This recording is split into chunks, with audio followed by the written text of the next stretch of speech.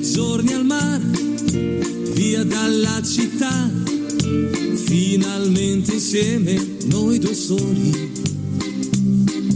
sveglia accanto a te, poi dopo il caffè, passeggiate mano nella mano.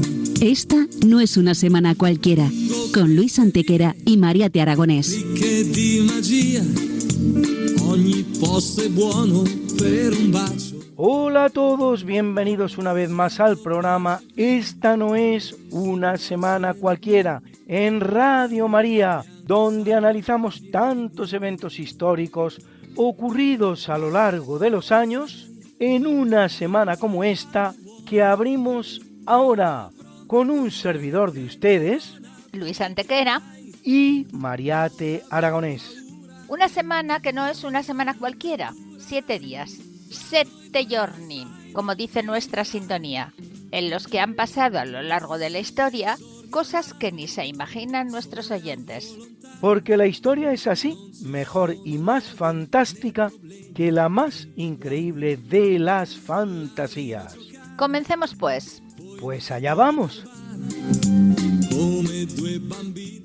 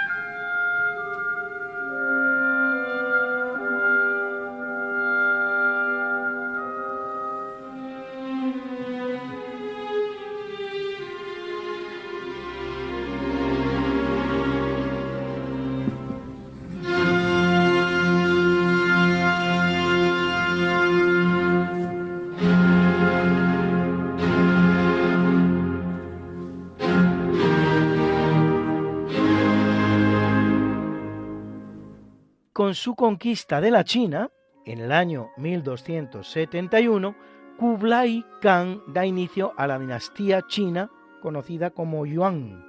En la historia de China se conocen 12 dinastías: la Xia, la Shang, la Zhou, la Qing, la Han, la Jin, la Sui, la Tang, la Song, la Yuan, la Ming y la Qing, de las que la Yuan hace la número 10. Nieto de Genghis Khan, como Gran Khan Kublai, será el quinto y último, pero inicia una dinastía en China que va a durar casi un siglo, hasta 1368, en que se restablece la dinastía Ming. Kublai será el que traslade la capital china a Dadu, llamada después Pekín, aunque Marco Polo la llama Kambaluk, que significa ciudad del Gran Khan. Se convierte al budismo y conquista Yunnan y Corea. En su corte prosperará uno de los más famosos personajes del medioevo, el veneciano Marco Polo, una de las primeras personas que trae noticias a Europa de lo que es el Oriente Asiático, y autor del famoso Libro de las Maravillas, más conocido como El Millón por la cantidad de veces que se utiliza en él la palabra. Libro en el que narra precisamente todo lo que viera en la China de Kublai ese veneciano viajero por nombre Marco Polo.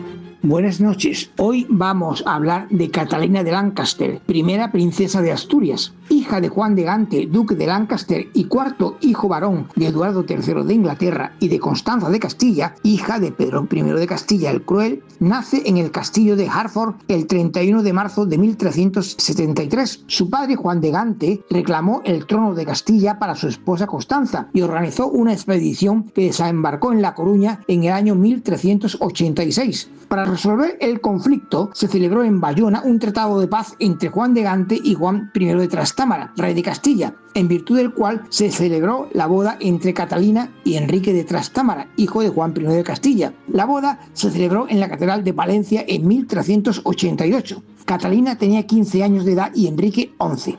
En virtud del Tratado de Bayona, ambos contrayentes serían nombrados príncipes de Asturias, la primera vez que en España se otorgaba dicho título, y herederos al trono de Castilla. El matrimonio supuso el fin de las guerras dinásticas entre los herederos de Pedro I de Castilla y los Trastámara. Catalina aportaba su herencia dinástica como nieta de Pedro I de Castilla y Enrique la herencia del actual reinado Trastámara. A pesar de la diferencia de edad de los contrayentes, Catalina era mayor que Enrique, llegó a ser un matrimonio muy bien avenido y muy religioso. Juan I de Trastámara fallece en Toledo en 1390 y le sucede su hijo Enrique, que sería Enrique III de Castilla, con un consejo de regencia hasta su mayoría de edad en 1392. Durante su matrimonio con Enrique III, Catalina se ocupó principalmente de las obras piadosas, fundaciones de conventos, y frente al marcado franciscanismo de Enrique, la reina tenía especial predilección por la orden de los predicadores dominicos. La influencia inglesa se hizo notar en algunas empresas artísticas promovidas por Catalina en Castilla, como la marcada verticalidad de la cabecera de la iglesia del antiguo convento de San Francisco de Atienza, Guadalajara, remodelado al principio del siglo XV por orden de la reina.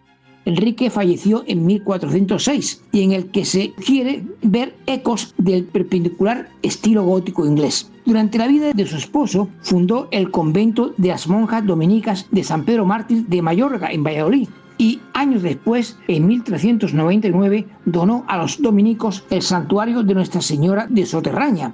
Pero la principal empresa artística de Catalina fue la Capilla de los Reyes Nuevos de la Catedral de Toledo, donde reposan sus restos mortales desde 1419. Allí reposan también los sepulcros de Enrique II de Castilla, Juan Manuel, Enrique III de Castilla y la reina Catalina de Lancaster, con cerramiento y decorado con las armas heráldicas de la reina. Fruto del matrimonio entre Catalina y Enrique fueron 3 hijos, entre ellos el futuro Juan II de Castilla, padre de Isabel la Católica. Buenas noches. Ha sido una vez más nuestro galeno historiador, Luis Aguilera. Muchas gracias, tocayo.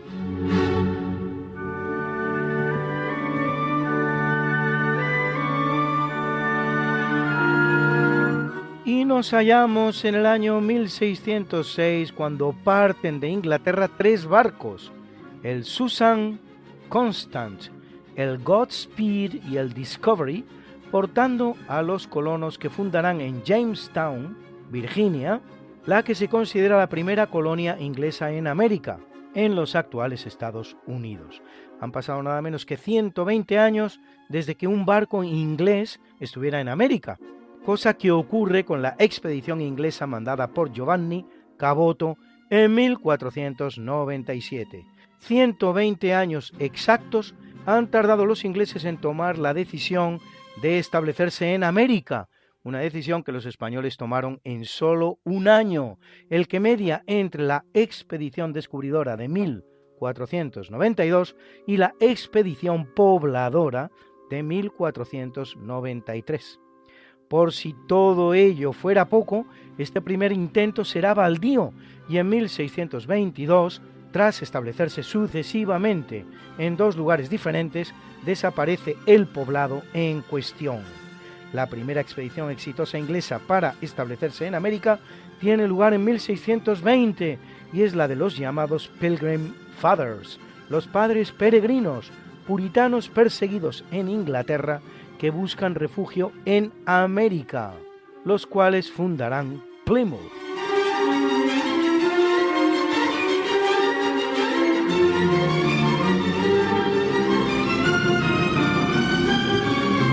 En 1642, el holandés Abel Tasman pone pie en Nueva Zelanda, que por eso se llamará Nueva Zelanda, siendo Zelanda una provincia neerlandesa cuyo significado es tierra del mar.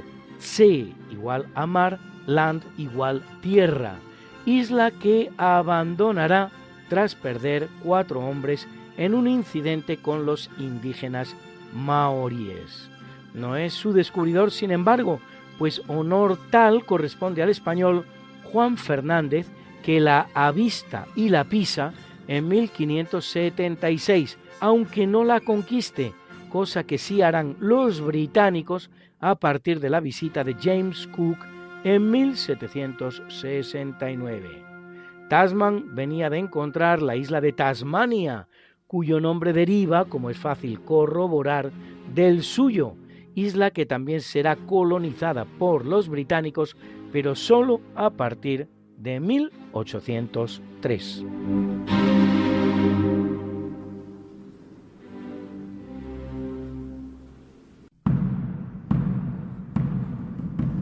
En el capítulo siempre fecundo de la conquista, colonización y evangelización de América por los españoles, que va a permitir a los indígenas americanos el tránsito del Neolítico al Renacimiento en apenas 2 generaciones, un tránsito que a los europeos había costado 7.000 enteros años, en 1653 en Colombia, el español Fray Cristóbal de Torres funda la Universidad Colegio Mayor de Nuestra Señora del Rosario. Para ese entonces los españoles ya han fundado casi 20 universidades en el continente americano, una cifra que no se daba en ningún país europeo y, ojo, tampoco en la propia España peninsular.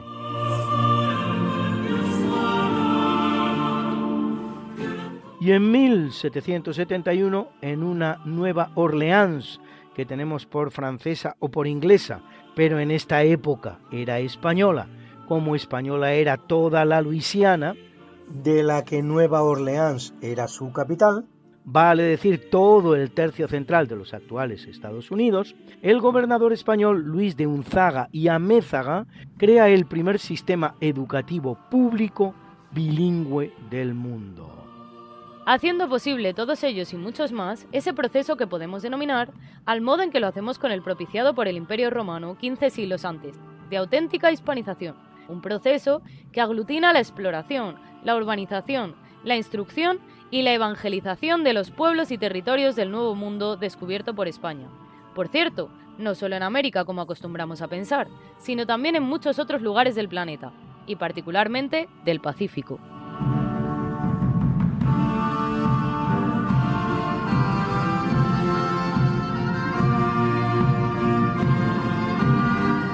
Y hoy uno de los grandes de esos 73 años increíbles españoles de descubrimientos que transcurren entre 1492 y 1565. Lo conocemos de la mano de el gran Alberto Hernández. En 1508 nace en Villafranca de Ordizia Andrés de Urdaneta, de familia noble. Este fue un marino español que hizo toda su carrera en las Molucas y en América. Embarca en 1525 en La Coruña con Jofre de Luis y con Juan Sebastián Elcano y emprenden viaje hacia las Molucas. Al año muere el jefe y Juan Sebastián Elcano ha muerto unos meses antes, con lo cual se queda de jefe de la expedición. En esta expedición lo que intentan es recabar datos e informaciones para futuras conquistas. En 1536, y ya con una hija, regresa a España. Es apresado en Lisboa cuando atraca y le roban toda la documentación. Bueno, se le encuentra al rey portugués y toda la mercancía, pero a él le dejan libre. Se va a Carlos V, que es el monarca reinante, y le reproduce toda la documentación de memoria. Su hija se la deja a su hermano y él se va a América, a Nueva España exactamente, de la mano de don Pedro de Alvarado, que tiene pensado conquistar las Molucas. Pero un desgraciado accidente le mata e impide que llegue la expedición a desarrollarse. Sorprendentemente, en 1553 ingresa en la Orden de Agustinos y se hace sacerdote. 11 años más tarde, en 1564, Felipe II, que quiere retomar los planes de su padre de realizar el tornaviaje, le llama y le dice que los prepare. Y él, junto con Legazpi, preparan el viaje a Filipinas para su conquista y para la vuelta, porque quieren que las mercancías de Filipinas y de Asia en general puedan llegar a España. Y entonces piensan que el camino más seguro, porque los portugueses están al acecho por el mar Índico, sea el lago Español, o sea el océano Pacífico. Y efectivamente, Después de 4 meses de travesía para Filipinas y otros 4 meses de reparación de las naves, Urdaneta embarca y pone rumbo norte buscando una corriente que le lleve. Esta corriente la encuentra, es la corriente Kuroshima, en el paralelo 40 norte, y le lleva hasta California, en un cabo que él mismo bautiza como Cabo Mendocino. Vira al sur y llega a Acapulco. Mientras tanto, un capitán suyo, Alonso de Arellano, que ha desertado, llega antes a Acapulco. Con lo cual este le denuncia porque él es el autor intelectual y el que ha preparado todo, el otro es únicamente un aprovechado. Le da la razón a él y se va a contarlo a Felipe II el resultado de su investigación, y vuelve a la Nueva España, se vuelve al convento y unos años más tarde pues muere.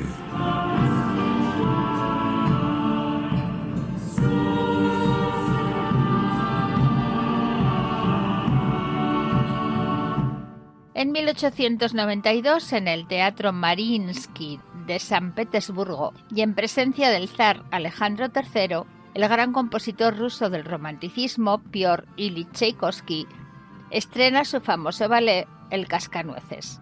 Tchaikovsky es autor de ballets como El lago de los cisnes o La Bella Durmiente, y de obras como la Obertura 1812, Romeo y Julieta, las óperas Eugenio Onegin y La Dama de Picas, autor de 6 sinfonías y una 7ª inacabada.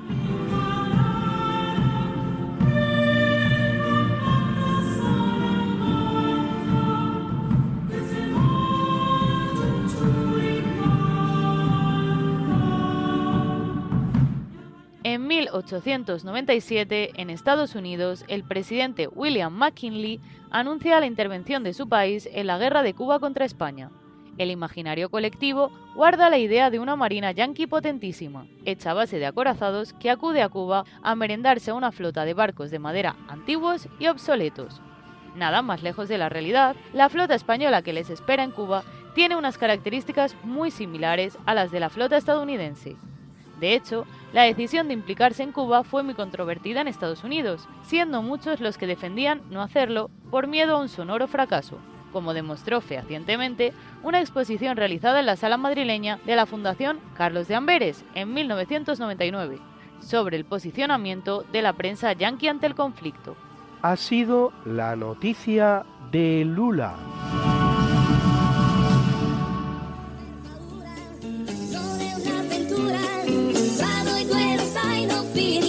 Que quieres volvernos a escuchar porque no puedes esperar hasta la próxima semana, que te perdiste un programa y no te lo perdonas, que quieres mandarle el programa a un amigo tuyo al que sabes que le va a gustar.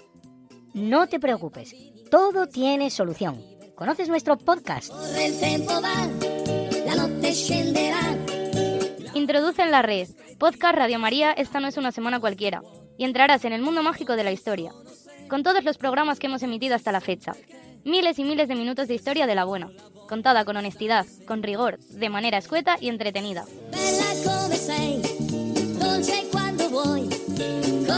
Ya sabes, el podcast de Esta no es una semana cualquiera. Para oír la radio cuando tú quieras, donde tú quieras y con quien tú quieras.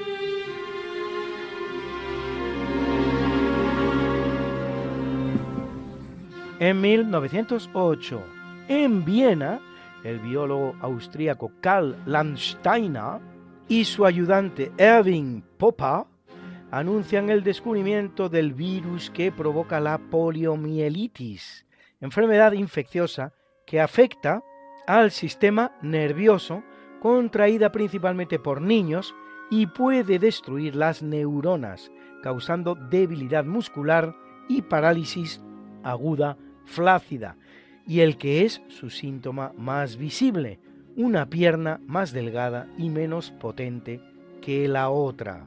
Al día de hoy se considera prácticamente erradicada, si bien persisten casos en Pakistán, Afganistán, Camerún, Irak Siria y Etiopía.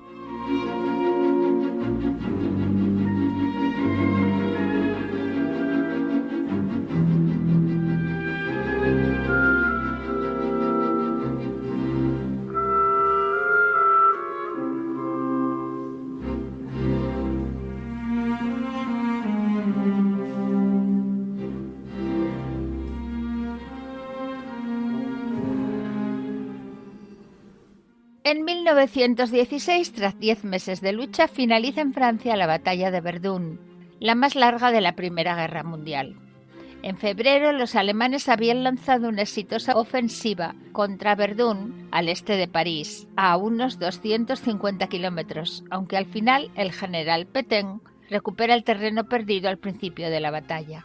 Todo ello con un desolador balance de 200.000 muertos y 300.000 heridos solo en el bando francés, a los que añadir unos 100.000 muertos alemanes y 300.000 heridos. El prestigio del general será tal que acabará siendo el encargado de negociar con Alemania el armisticio y la no ocupación de un tercio de Francia al comenzar la Segunda Guerra Mundial, si bien ello le pasará factura al final de la guerra, siendo juzgado y condenado a muerte por sus compatriotas, aunque la ejecución será conmutada por la pena de cadena perpetua.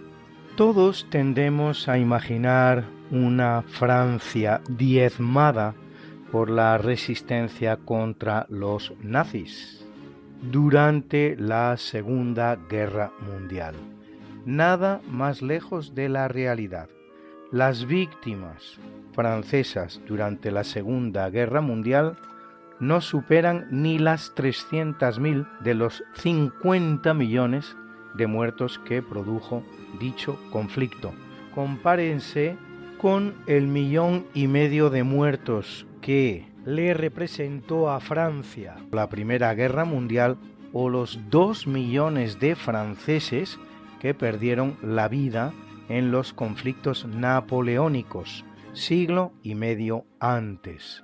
Por no resistirse a los alemanes no se resistieron ni los comunistas, cuyo partido, el Partido Comunista Francés, recibió la instrucción de la Unión Soviética, que era en aquel momento aliada de la Alemania nazi, por el pacto nazi-comunista, conocido como Molotov-von Ribbentrop, de no resistirse a la ocupación alemana de Francia, cumpliendo con toda obediencia las instrucciones recibidas de la Unión Soviética de Stalin.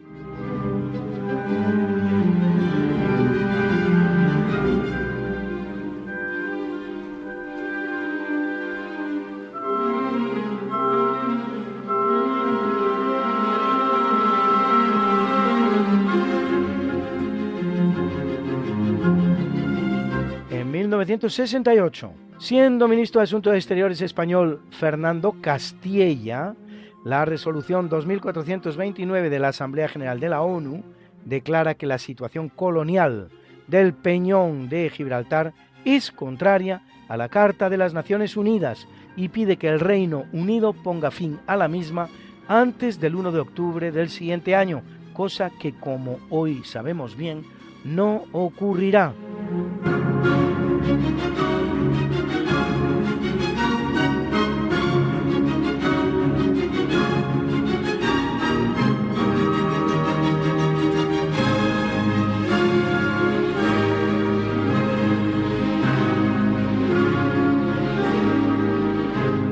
En 1969 el Reino Unido abole la pena de muerte para el asesinato, si bien se mantiene hasta 1998 para delitos como traición, piratería, espionaje o motín.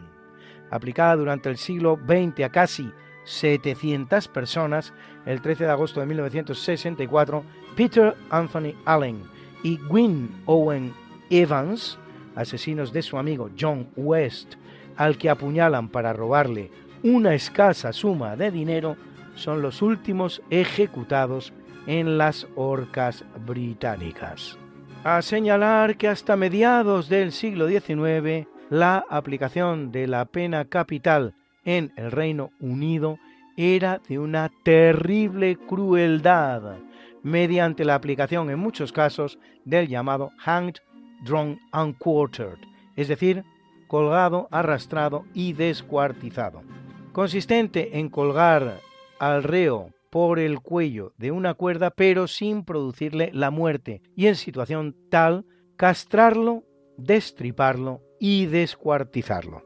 El último reo al que se aplicó tan brutal manera de ejecutar una sentencia de muerte será el inglés Michael Barrett, descuartizado en Londres el 26 de mayo de 1868, acusado de tomar parte en la explosión producida en Clerkenwell en diciembre de 1867, un atentado que reivindicaba la independencia de Irlanda.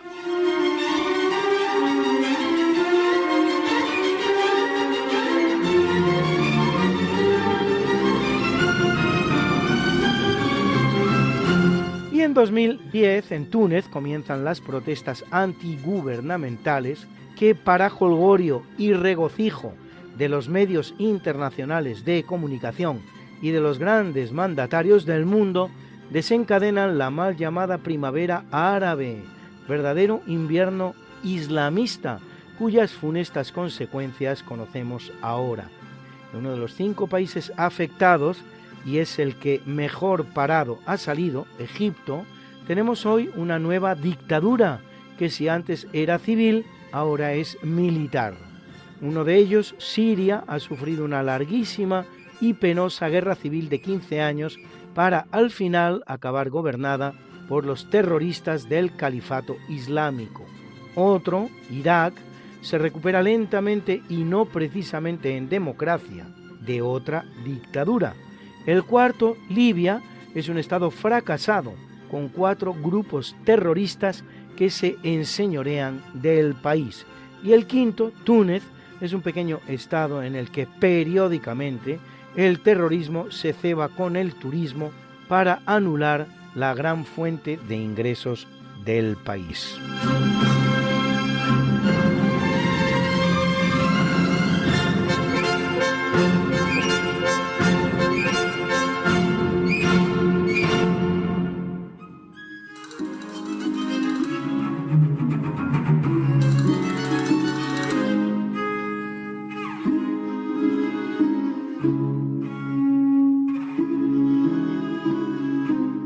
Hola Mariate, hola Luis, hola queridos oyentes. Espero que estéis muy bien y preparados para un nuevo faraón. Vamos con Sesostris III. Sesostris III fue el 5º faraón de la 12ª dinastía y el más importante de todo el Imperio Medio.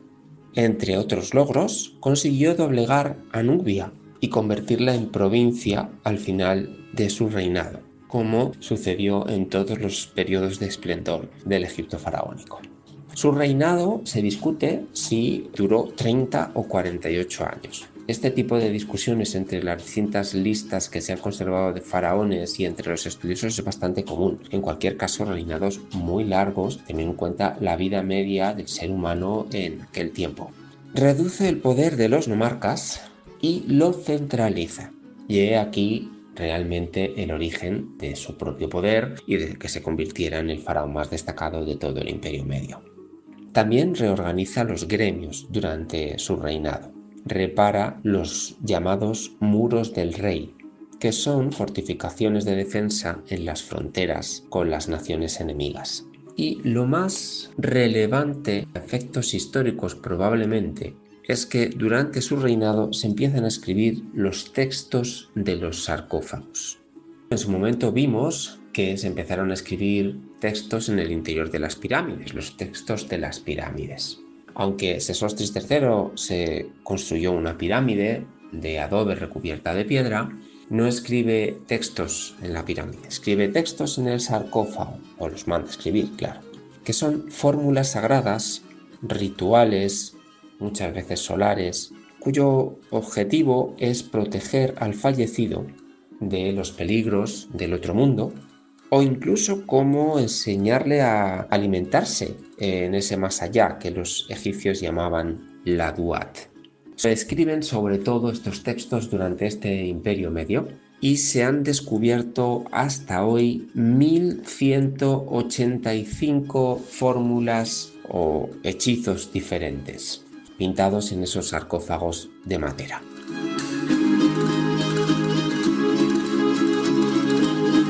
Y mi poema intenta hablar un poquito de todo esto de esta manera. 1185 descubiertos, hechizos en sarcófagos pintados, hechizos para ir a todos lados que sirven como llaves a los muertos.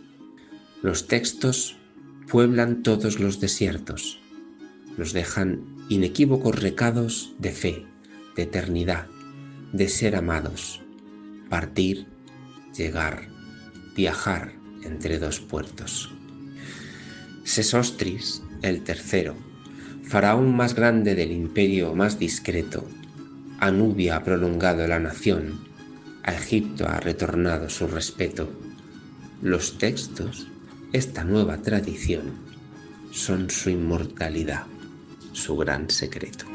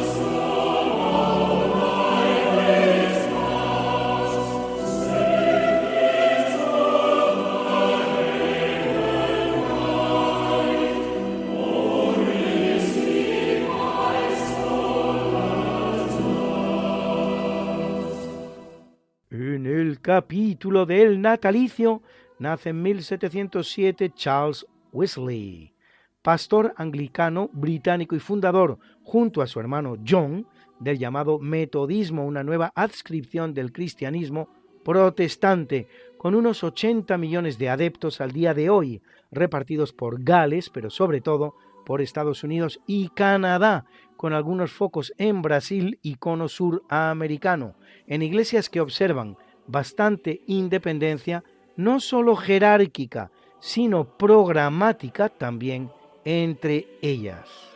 Charles Wesley es reseñable también en una segunda faceta, la de músico compositor de multitud de himnos que están precisamente acompañando este tercio de nuestro natalicio.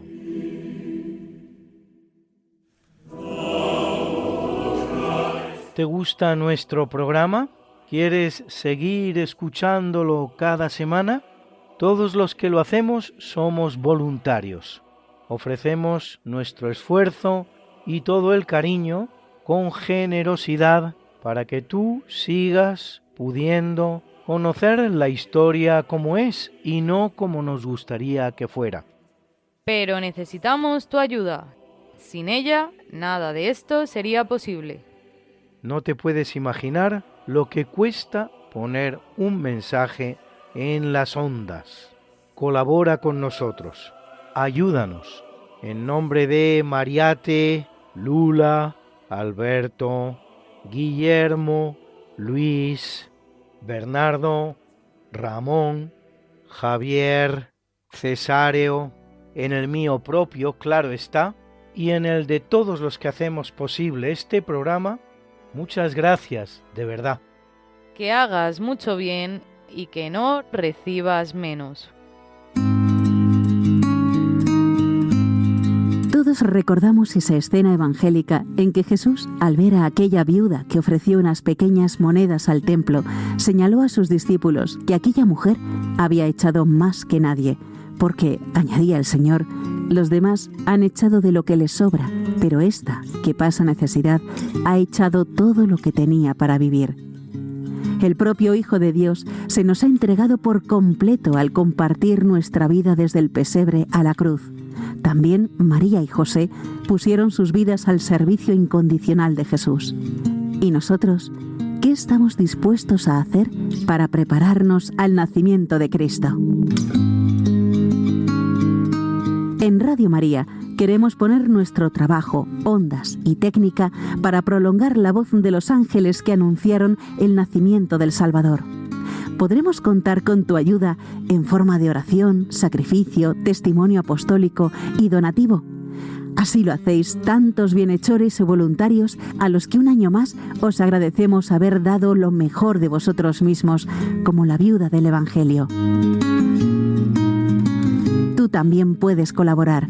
Puedes hacerlo sin moverte de casa, con una simple llamada al 91 822 8010, a través de Bizum con el código 38048 o en nuestra página web www.radiomaria.es, en el apartado Donativos, donde verás los números de cuenta para realizar una transferencia o ingreso bancario. También puedes hacerlo con tarjeta o PayPal. Santo y feliz tiempo de Adviento con José y María en la espera de Jesús.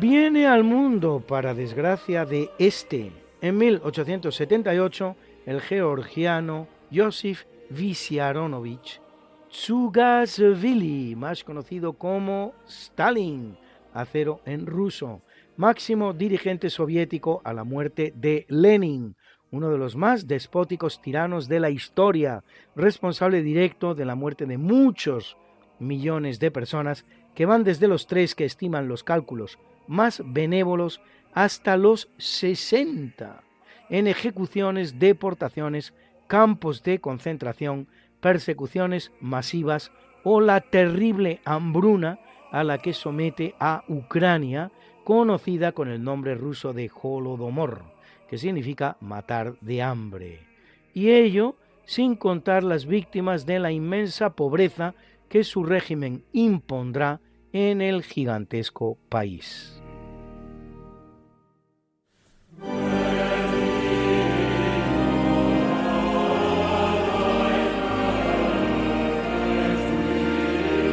Y hoy tenemos nuevo colaborador, mi gran amigo Rafa Sánchez, que nos va a hablar de un personaje no poco interesante por el que le he preguntado yo mismo.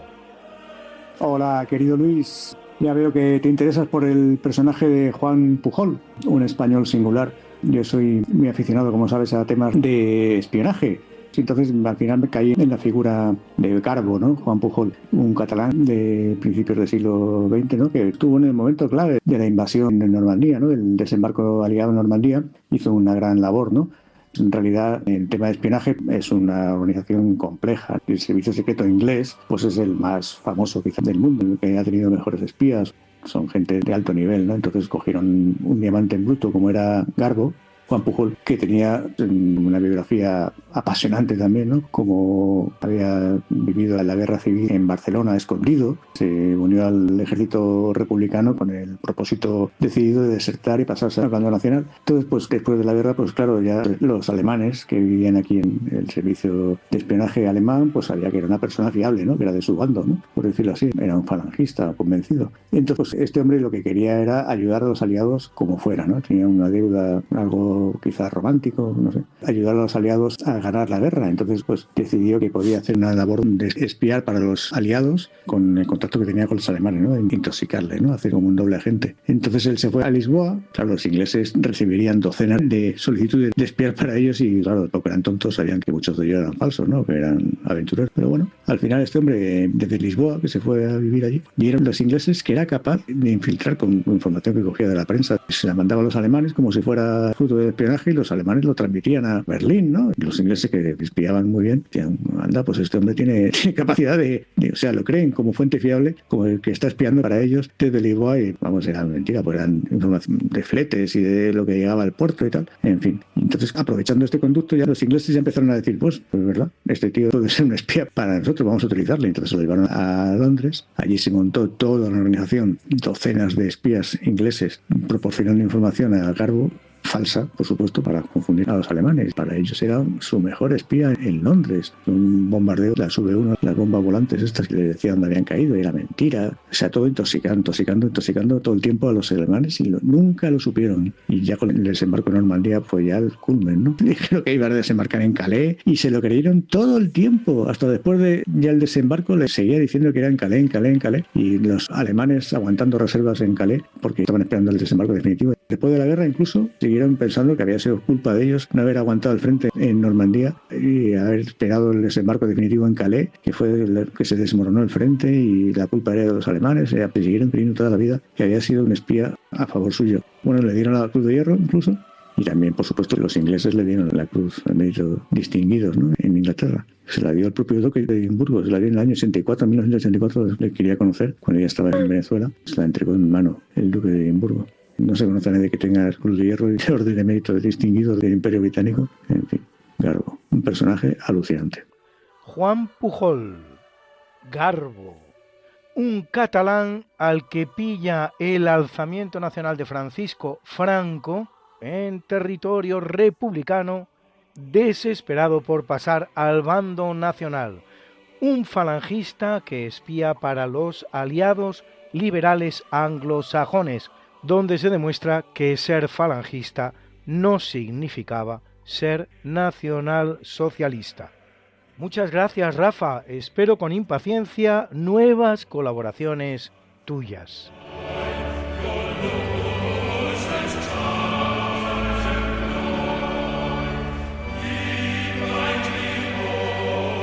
Y en 1913 el que nace es el alemán Herbert Karl Fram, más conocido como Willy Brandt, nombre que asume cuando es perseguido por el régimen nazi, estadista socialdemócrata alemán, canciller de su país entre 1969 y 1974, Nobel de la Paz 1971, por la que se dio en llamar Realpolitik, algo así como política realista, política pragmática, contribuyendo al deshielo de relaciones con la Unión Soviética, Polonia y Alemania Oriental, cuando no había transcurrido aún ni un cuarto de siglo del final de la Segunda Guerra Mundial.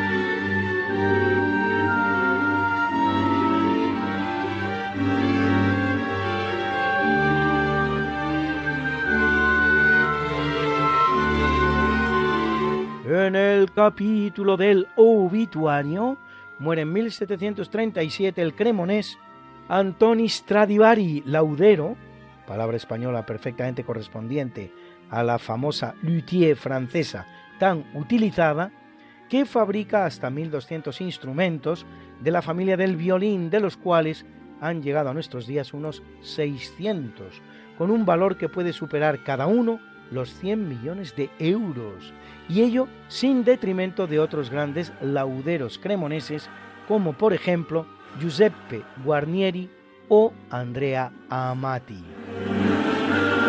Mucho se ha especulado, Luis, sobre el porqué de la calidad de los violines cremoneses del siglo XVIII. Y aparte del gran talento y especialización que se acumuló en aquella Cremona, se da por generalmente aceptado que la razón de tanta calidad hay que encontrarla en la madera extraordinaria que propició en la región un nuevo episodio de cambio climático de los miles que se han prodigado durante toda la historia. Mariate, ¿y la mejor orquesta de Stradivarius del mundo? Los llamados Stradivarius palatinos, la colección de violines Stradivarius del Palacio Real de Madrid, 2 violines, 2 violonchelos y una viola.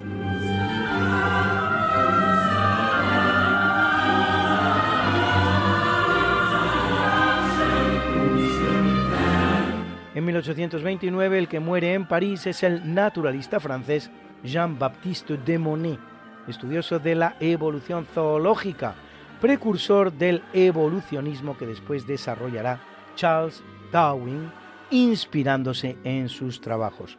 Y todo ello sin hablar de los realizados por el español Félix de Azara, sobre todo en su obra Apuntamientos para la historia natural de los cuadrúpedos del Paraguay y Río de la Plata, escrita en 1805, que, según se sabe, portaba Darwin cuando escribe El origen de las especies, cosa que hace en 1859, consecuentemente más de medio siglo después que Azara.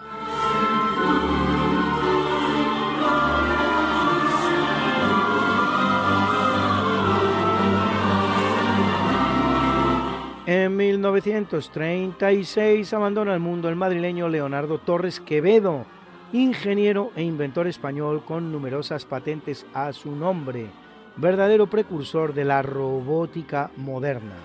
Entre sus muchísimos e interesantísimos inventos, los transbordadores a motor, de los que construye al menos 3, el del río León para transporte de materiales, el del monte Ulía para personas, y el Spanish Aerocar sobre las cataratas del Niágara, de 580 metros de longitud, que aún hoy presta servicio. Amén de ello, las calculadoras, un ajedrecista autómata, una máquina para resolver ecuaciones algebraicas, otra para resolver ecuaciones de segundo grado con coeficientes complejos, un dirigible con globo trilobulado para aumentar la seguridad y los dirigibles Astra Torres que participan en la Primera Guerra Mundial. Y por si todo esto fuera poco, el que llamó telequino de tele, a distancia, y quino, acción, un aparato que ejecuta órdenes transmitidas mediante ondas hertzianas. En definitiva, el primer mando a distancia de la historia.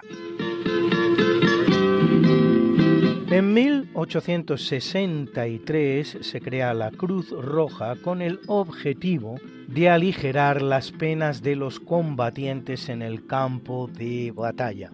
¿Es lo primero que se hace por lo que a este tema se refiere? Hoy nos lo explica bien Alberto Hernández, el gran Alberto.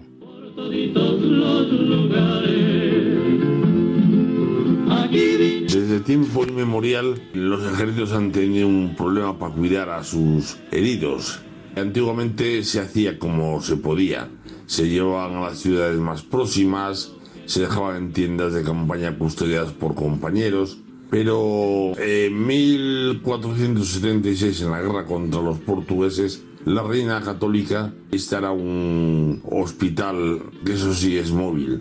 El primero fijo no será hasta Baza en 1489, con una notoriedad. Y es que este hospital está abierto igual a los heridos del propio ejército como a los heridos musulmanes, adelantándose muchos años a las futuras convenciones que versarán sobre el tema. El objetivo de los hospitales es bien sencillo: mantener al paciente con vida, cuidarle la infección y quitarle el dolor. Se encargan principalmente monjes. Desde ese momento se llamarán hospitales de la reina a todos los hospitales militares, puesto que la reina es la que los patrocina. No solo eso, sino que los visita con compañeras y les lleva medicamentos, comidas y auxilios espirituales. También da la orden de que se creen hospitales que se puedan, con las aportaciones de los vecinos, de los que quieran participar. Uno de los primeros es el Hospital de Santiago, también en Baza, creado por Enrique Enríquez y la familia. Pero la guerra no solo es combates, también produce epidemia. Entonces las órdenes militares se reúnen en 1491 con la reina católica y le piden crear una cofradía o hermandad mantenida por ellos para crear hospitales propios del ejército, lo que sería el futuro embrión de la sanidad militar. Estos hospitales contaban con 4 médicos, innumerables sangradores o barberos y boticarios. Estaban como auxiliares las mujeres de los nobles, mujeres de sargentos, mujeres de capitanes, mujeres de soldados, que ayudaban en las tareas de hacer pócimas, todo lo relacionado con los heridos. Muchos ven en estas damas las futuras damas de la sanidad militar. Así que la reina da su autorización y se funda el primer hospital, por así decirlo, militar. Es el Hospital de la Concepción y Asunción de María. Es una etapa muy importante en la historia de la medicina, tanto militar como civil, en España, pues se empieza a crear una especie de cuerpo médico permanente con sus órganos de dirección, como si fuera el colegio de médicos. También he de decir que los musulmanes están muy adelantados en la medicina y también se incorporan sus enseñanzas. Los musulmanes tenían 3 tipos de médicos, prácticamente como los españoles: los latinistas, que eran los cultos que estudiaban en las madrazas, y luego los sangradores y barberos, y por último los magos, que eran bocazas todos. Pues eso es todo y buenos días. Lástima que terminó el festival de hoy. Pronto volveremos con más diversiones. ¿Y qué le vamos a hacer si es así? Esto se acaba, queridos amigos. Pero recuerda,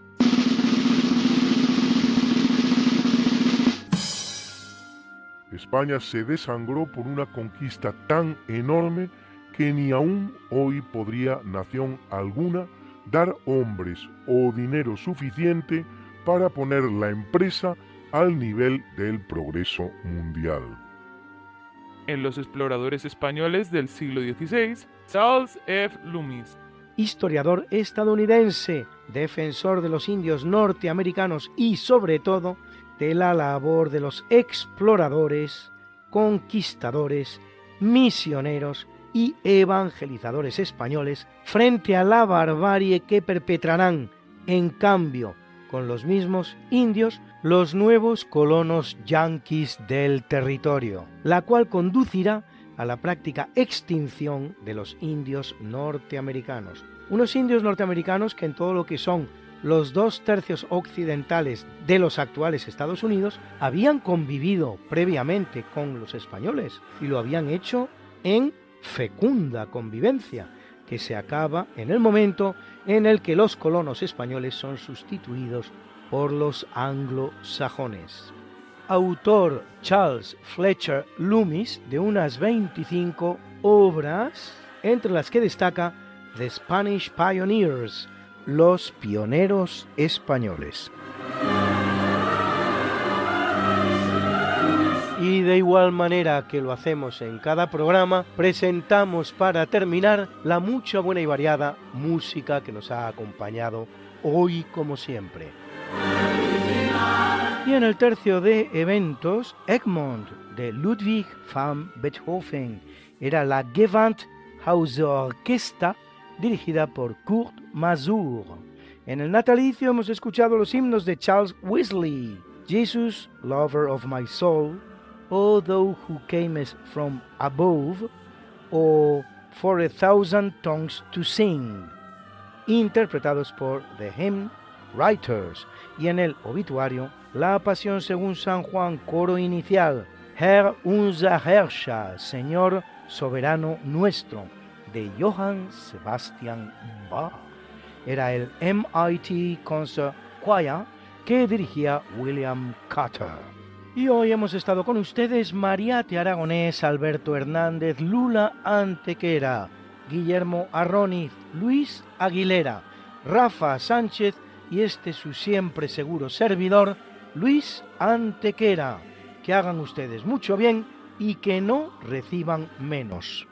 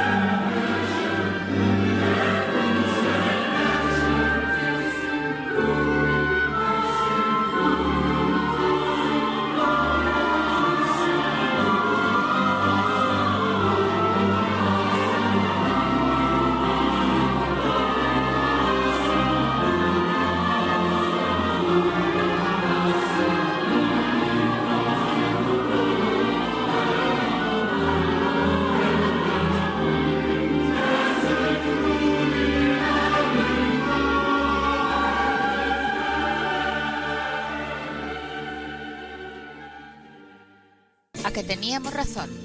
La historia, ¿cómo es? Y no como nos gustaría que fuera. Hasta el próximo programa. Se despiden de ti Mariate Aragonés y Luis Antequera. Pero yo te veo muy pronto en el programa de Javier Ángel Ramírez, Diálogos con la Ciencia, el jueves a las 12 de la noche, o lo que es lo mismo, el viernes a las 0 horas, con nuevos episodios de nuestra apasionante historia. No te lo pierdas. Les hemos ofrecido en Radio María Esta no es una semana cualquiera, con Luis Antequera y Mariate Aragonés.